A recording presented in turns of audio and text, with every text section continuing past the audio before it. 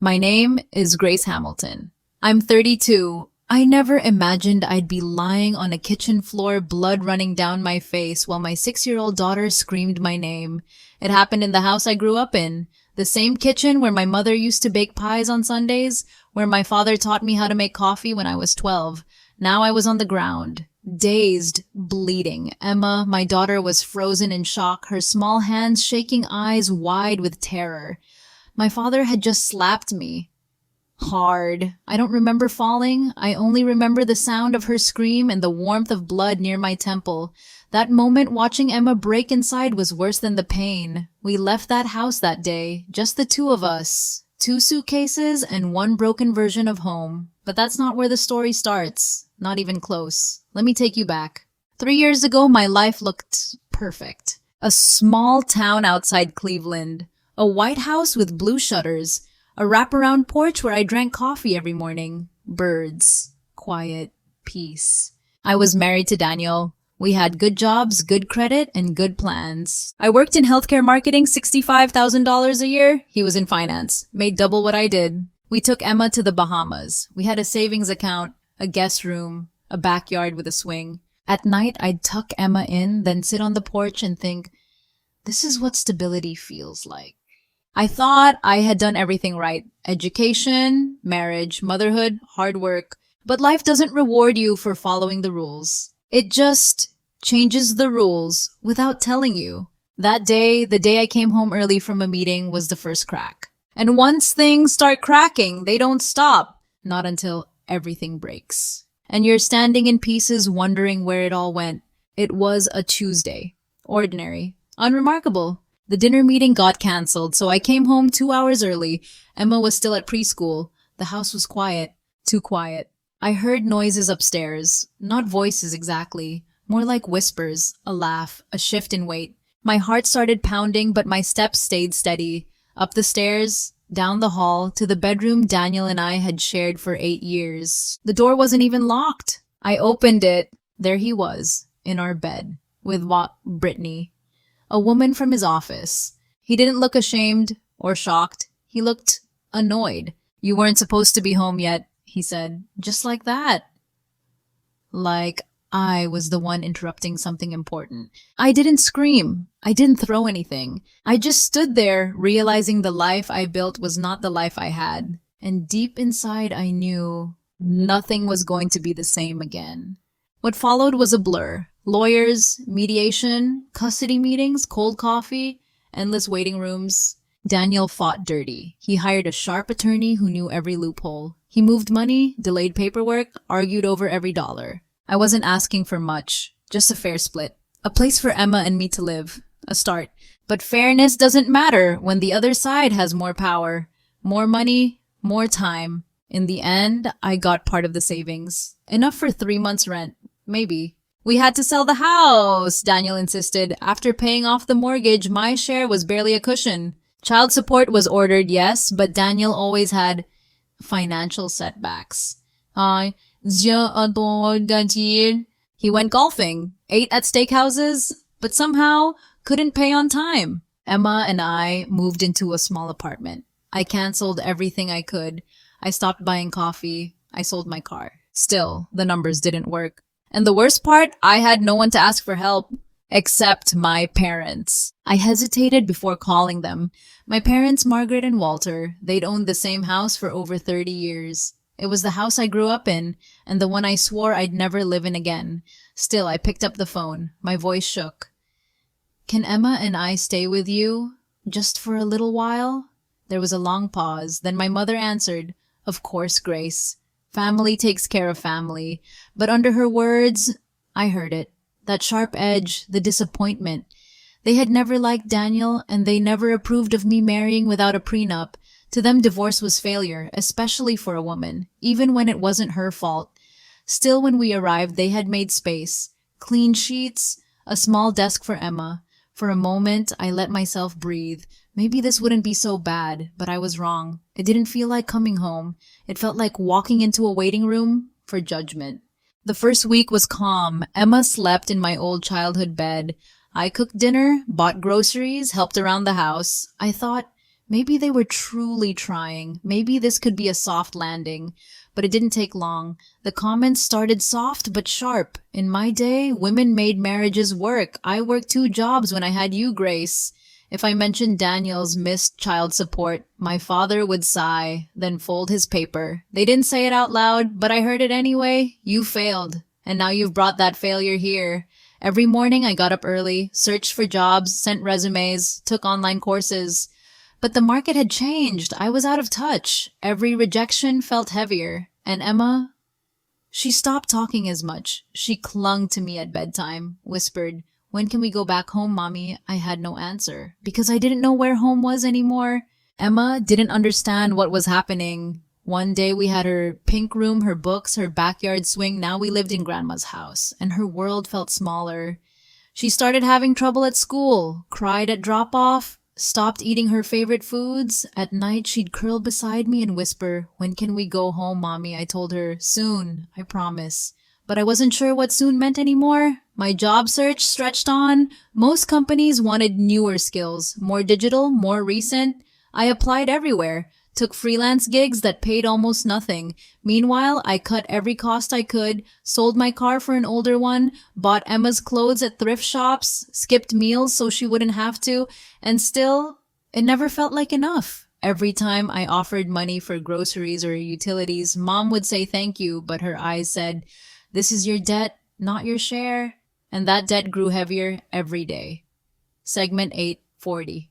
As weeks passed, the welcome faded, and judgment became the air I breathed. Mom questioned everything, the way I dressed Emma, the cereal I bought, even how I folded the laundry. You know, when I was your age, she'd begin almost every day. I worked 2 jobs and still made dinner from scratch. She forgot I was doing the same, just quieter, later, lonelier. Dad rarely said much, but when he did, it echoed her. "Margaret's not wrong, Grace. You should be more practical." Emma started asking me before doing anything. "Is it okay if I talk now, Mommy?" It broke my heart. She was 6. She shouldn't feel like a burden. The house didn't feel like shelter anymore. It felt like a test I was always failing. And no matter how hard I tried, I never passed. Because in their eyes, I wasn't a daughter trying. I was a woman who had failed. Now, segment 940.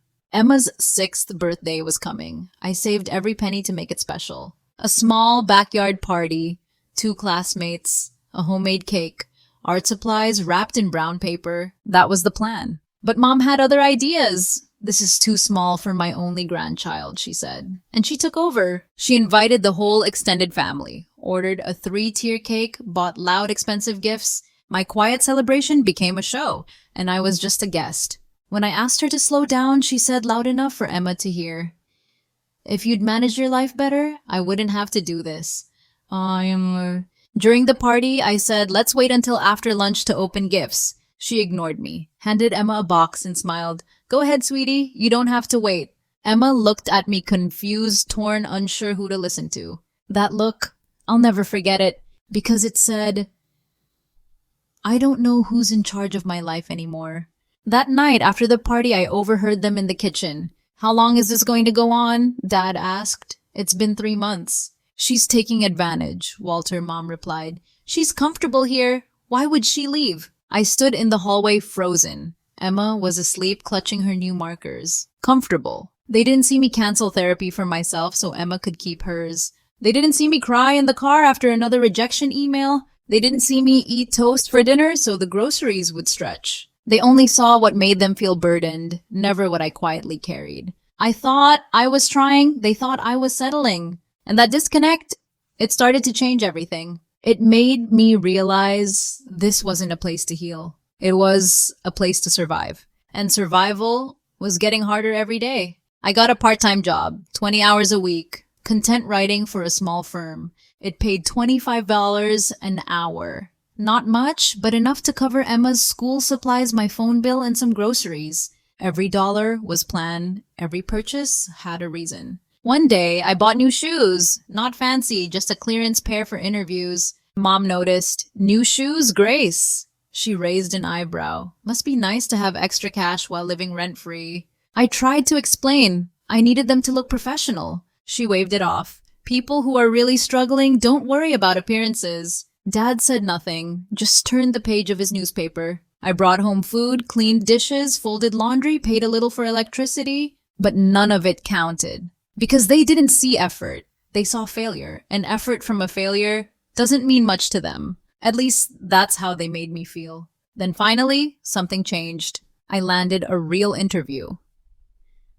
Meridian Healthcare, a full-time role in marketing, salary enough to move out, 4 rounds of interviews. Each one went better than the last.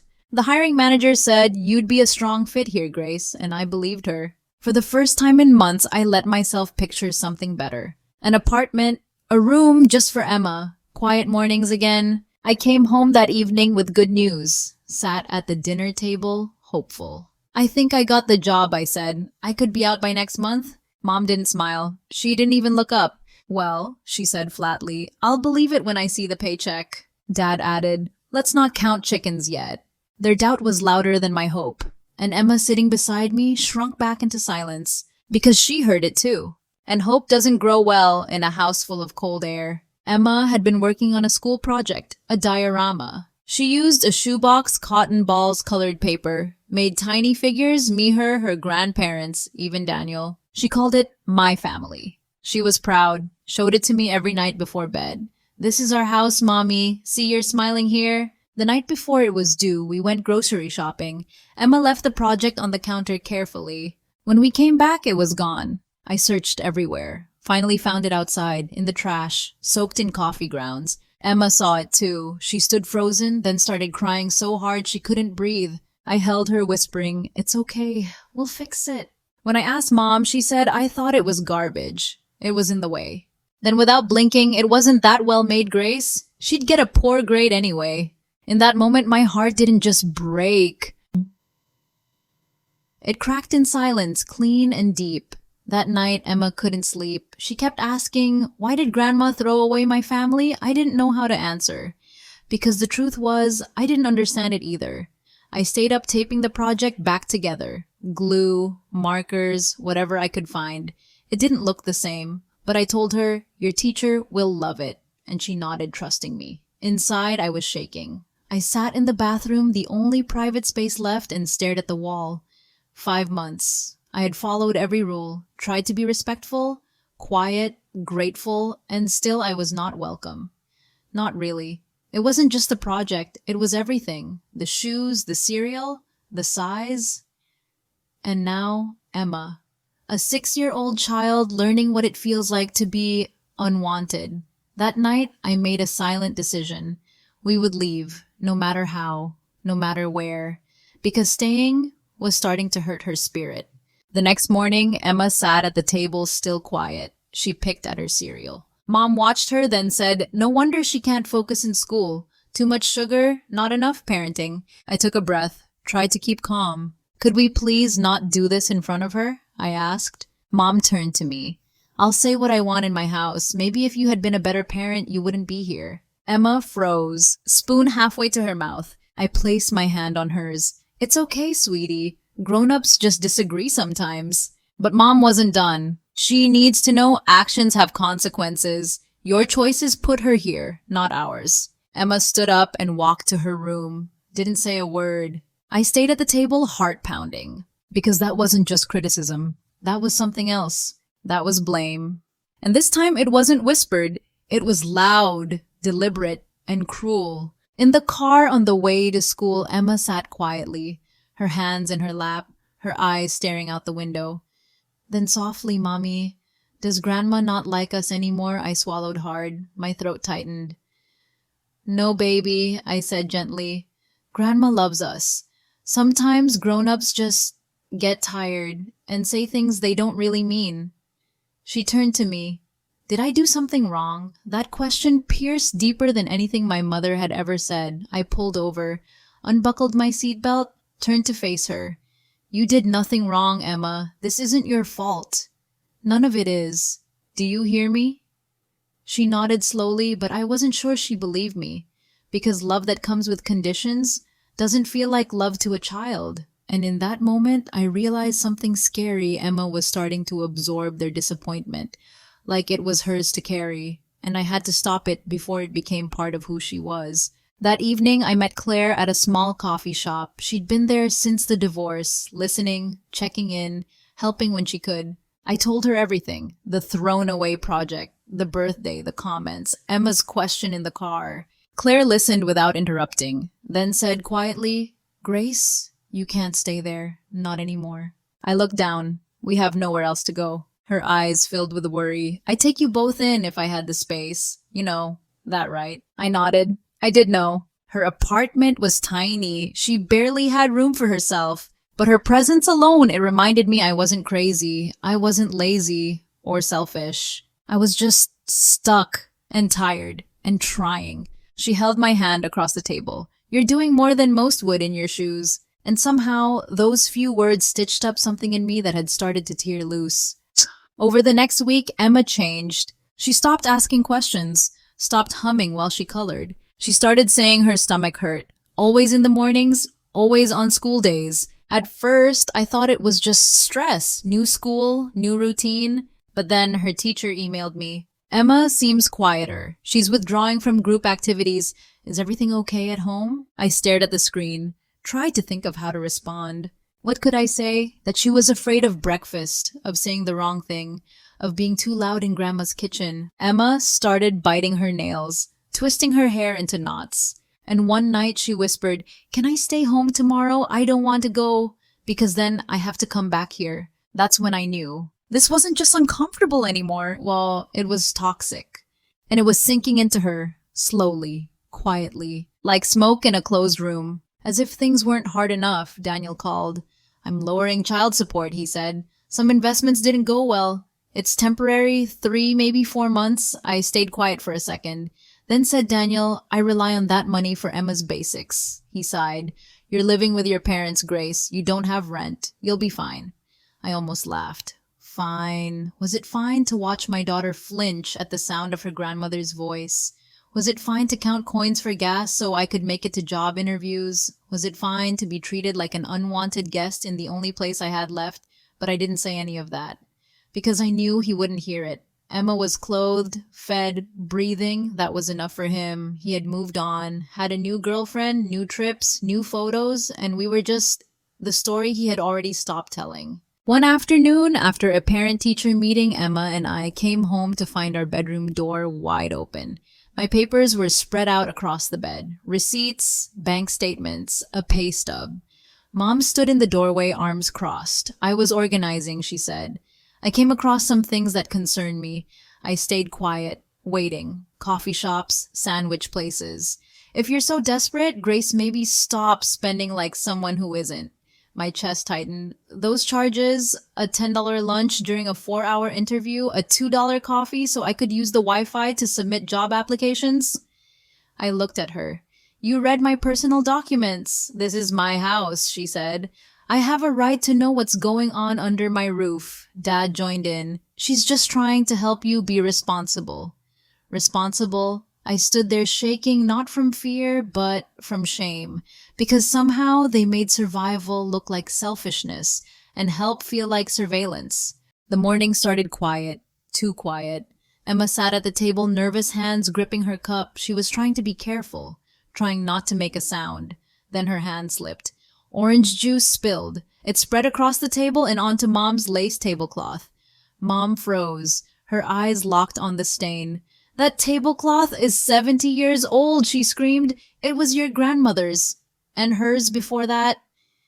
Emma's face crumpled. "I'm sorry, Grandma." Her voice shook. I grabbed paper towels, trying to blot the spill. "It was an accident," I said softly. "We can get it cleaned." Mom didn't stop. "With what money, Grace? You can barely buy groceries, and now you're ruining family heirlooms." I stood between them, shielding Emma, heart pounding. "It's just a tablecloth," I said. That was the wrong thing to say, because that's when Mom's face changed. Not hurt, not upset, furious, and something inside her snapped. "It's just a tablecloth," she repeated, voice rising like a wave. "That shows exactly how little you respect this home, this family, everything we've done for you." I stayed calm. I said, "It was an accident, Mom." Emma didn't mean to spill. She wasn't listening. She didn't care. "You've been nothing but a burden," she shouted. Living here for free, waiting for someone else to clean up your mess. Emma started crying. She tried to hide it, tried to stay still. I reached for her hand. It's okay, baby. Mommy's here. Just then, the front door opened. Dad walked in, still wearing his jacket from his morning walk. He looked at the scene, Emma crying, Mom screaming, me blocking the spill with my body. What is going on? He asked. Mom turned to him. Amanda is lecturing me while her daughter ruins our things. And just like that, the fire jumped from her to him. Dad looked at the tablecloth, at Emma's tear-streaked face, at Mom still trembling with rage. His jaw tightened, his voice low flat. This has gone on long enough. He stepped closer. We opened our home to you, Grace, supported you, and this is what we get. I stared at him, not sure I heard him right. It was a spill, I said. She's 6. Kids spill things. He didn't blink. We're not running a charity. You want to live here? Then show some respect. Respect? I felt my breath catch, my heart pounding in my ears. I tried again, slower this time. I said thank you every day. I cook, I clean, I take care of Emma. I've done everything I can. Mom stepped in behind him. If it's so awful here, maybe you should leave. That's when I realized they weren't just frustrated. They wanted us gone. And they didn't care how it made Emma feel. I stepped back, still holding Emma's hand. I told you we're leaving next week. I got the job. I just need my first paycheck. Mom rolled her eyes. We've heard that before. Dad moved closer. Too close. His voice dropped tight cold. You act like a victim, but you're just entitled. You think we owe you comfort. I felt the heat rising in my chest. No, I said. I never asked for comfort, just space to breathe, and kindness for her. I looked at Emma, her shoulders shaking, trying to disappear. You say you've helped us, I said quietly, but all you've done is remind me every day how much I've failed. Dad's face went red. His hand clenched. Don't you dare speak to us that way, he snapped. You think you're better than us? No, I whispered. I just don't want to be treated like I'm worthless. And then his hand flew. His hand hit my face hard. I didn't see it coming. Didn't have time to move. The force knocked me sideways. My temple hit the corner of the kitchen counter. Then the floor, cold linoleum, blinding pain. Everything went quiet for a second. Then, no. Emma's scream cut through the air like glass shattering. I couldn't move. My fingers touched my head, came back red. Not deep, but bleeding fast. Dad stood still, looking at his hand like it wasn't his. Mom didn't move, didn't speak. Emma ran to me, kneeling beside my face, her small hand shaking. You're bleeding, she cried. Her voice cracked. I don't like it here anymore, Mommy. I held her close, fighting dizziness, fighting everything. It's okay, I whispered. I've got you. But the truth was, no one had us. Not anymore. And not in that house. I sat up slowly, head spinning, Emma's arms around me. Dad tried to speak grace. I didn't mean to, but I cut him off. We're leaving. Right now. Mom stepped forward. You're hurt. Let me get the first aid kit. Don't touch me, I said, my voice calm but colder than I'd ever heard it. Emma looked up at me, eyes wide, full of fear, but also relief. Can you help me pack, sweetheart? She nodded. Didn't ask questions, just took my hand. We walked past them, 2 people frozen in their own silence. In the bedroom, I moved fast.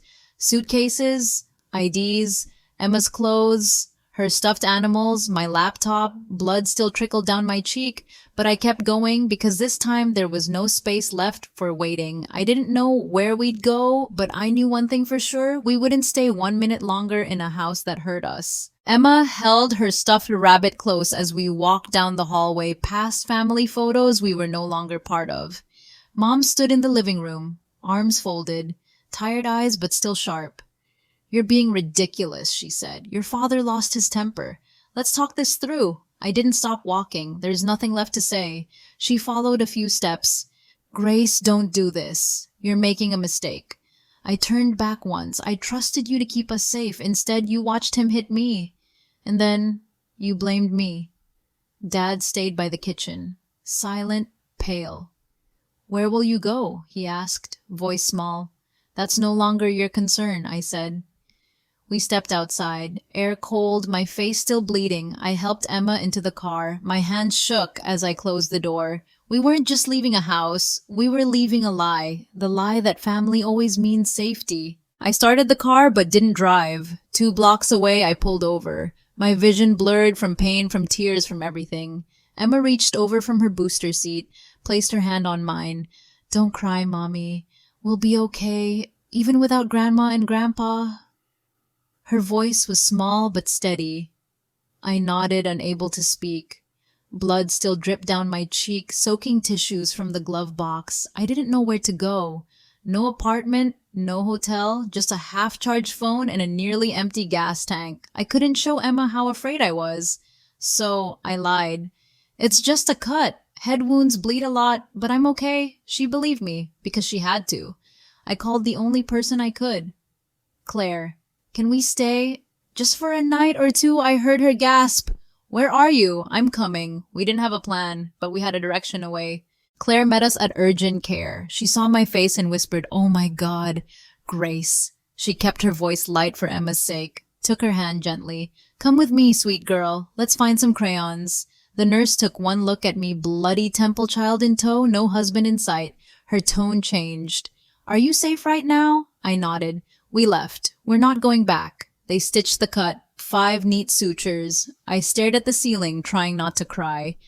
The nurse slipped a pamphlet into my papers. Transitional housing. Emergency help. That night, Claire cleared her tiny couch, found an extra blanket, no questions, just rest. Emma curled beside me, already asleep. I lay awake, head throbbing, body stiff, but my soul for the first time in months wasn't afraid. We had no room, no timeline, no plan. But that couch in that cramped apartment felt more like home than any place we'd been. The next morning, I packed what little we had. 2 suitcases, one for Emma, one for me, some clothes, her stuffed rabbit, a folder of documents. That was all. Claire offered to let us stay longer, but I knew her space was tight, and I didn't want to become a burden again. So, I made calls, shelters, resources. I checked every number on that pamphlet. One place answered. New Beginnings, Transitional Housing. A women's shelter, clean, safe, with programs. They had a room. It wasn't much, but it was ours. We moved in the next day. No one yelled. No one sighed when Emma spilled water. No one questioned why we were there. We were greeted with warm eyes, not cold rules. And that night, Emma drew a picture of a house. Just a roof. 2 stick figures. Underneath, she wrote, "Me and Mommy." Now, that was the moment I promised myself. We would never again live in a place where love had to hurt. Our room at New Beginnings was small. Twin beds. 2 drawers. 1 window that faced a brick wall. But it was clean. Safe. Ours. Emma ran her fingers over the comforter. "It smells like lemon," she whispered. We hung her drawing on the wall, the one with the house. She taped it up carefully like it mattered. That night we lay side by side, not out of fear but comfort. She asked, "Do we live here now?" I paused. "Just for a little while, until we find our next place." She nodded, satisfied. "Okay, I like this place. No one yells here." Her words caught me off guard, not because they were untrue, but because she noticed. She always noticed. The walls were thin. We heard crying from down the hall, but it didn't scare her. She turned to me and said, "They're sad too, like us." And I realized healing had already begun. 3 days after we moved in, I got the call. Meridian Healthcare, the job I thought I'd lost. "Grace," the voice said, "we'd love to offer you the position. Full-time, benefits, you can start Monday." I didn't speak right away. I was afraid if I said something, the moment would vanish. "Are you still there?" she asked. I smiled through tears. Yes, I'm here." I told Emma later that night. She jumped on the bed, clapped her hands. "Does this mean we get our own place soon?" "Not tomorrow," I said, "but soon, very soon." We danced in that tiny room. No music, just relief. One of the shelter's staff, Linda, heard us laughing through the wall. The next day, she pulled me aside. "There's a woman I know, a landlord with a soft spot for single moms. She's renting a studio next month. Interested?" I almost said no. It felt too soon, too lucky, but something in me whispered, "Say yes." The job started quietly. No big welcome, just a desk, a login, and a list of tasks. But I didn't need fanfare. I needed a paycheck, A rhythm. Every morning I took the 7 to 10 bus. Emma rode with me part way, then caught the school shuttle from the shelter. We held hands the whole ride. Didn't say much, but she always smiled when I kissed her forehead before getting off. At work, I kept my head down, wrote email copy, edited brochures. Lunch was leftovers or fruit from the office fridge. I answered every email fast, met every deadline early. I didn't talk about where we lived. Didn't mention the shelter, no one asked, and that was okay, because for the first time in a long time, no one looked at me with pity. They just saw someone working, someone capable, and that was enough. Every day I felt stronger, not all at once, but piece by piece. Linda introduced us at a diner near the bus stop. Carol, mid-60s, silver hair, kind eyes. She slid a key across the table. It's a studio, nothing fancy, but it's clean, safe, and quiet. I hesitated. I don't have first and last month's rent yet. Carol smiled. Linda told me your story. You're working, you're trying. That's enough for me. My eyes welled up. Thank you, I whispered. I just have one rule, Carol said. Make it a place where your daughter can sleep in peace. I nodded, unable to speak. We moved in the following weekend. Emma picked the corner by the window for her bed.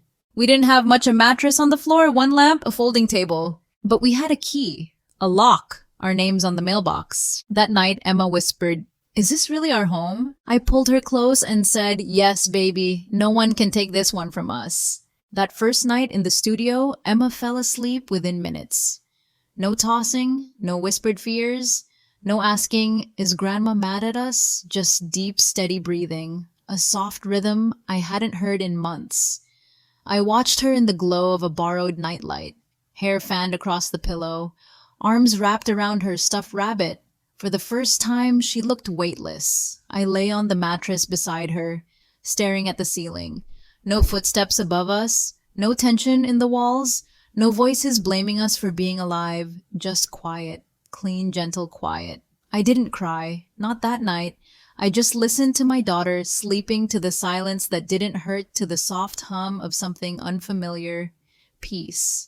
And as I drifted off, I whispered the same words I'd told her, but this time I said them to myself. You're safe now, you're home. Healing didn't show up with big moments, no fireworks, no applause.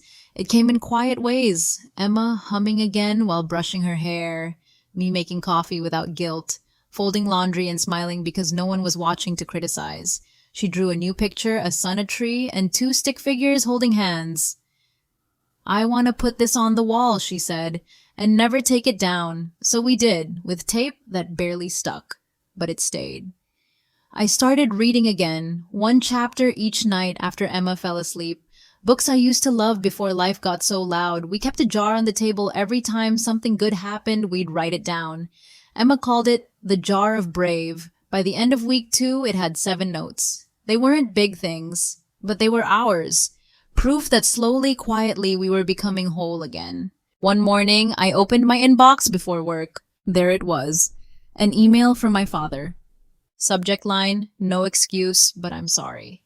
My hands shook. I clicked it, read each word slowly. "Grace, I don't expect you to forgive me. What I did was inexcusable. I don't even recognize the man who raised his hand at you, but he's me, and I have to live with that." He wrote about his shame, about watching Emma cry, about the silence that followed. "I failed you as a father, and I failed her as a grandfather.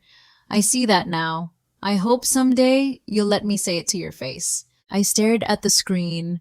The words sat heavy, not just because they were late, but because they were true. I didn't reply. Not yet. I just looked at Emma, still sleeping, and whispered, "Yay, we're not going back, but maybe we're not running anymore either."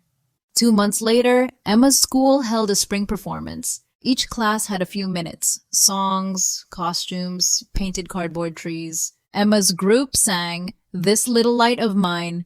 She wore a paper sun on her head, yellow construction paper, crooked smile drawn in crayon. She stood in the middle, didn't hide, didn't whisper. She sang, loud, clear, head held high, hands moving with the beat. I felt my throat tighten, not from sadness, but something deeper. Sighed.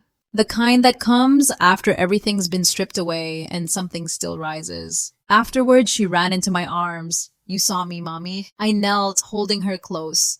I saw all of you, and you were shining. That night, we added a new note to our brave jar.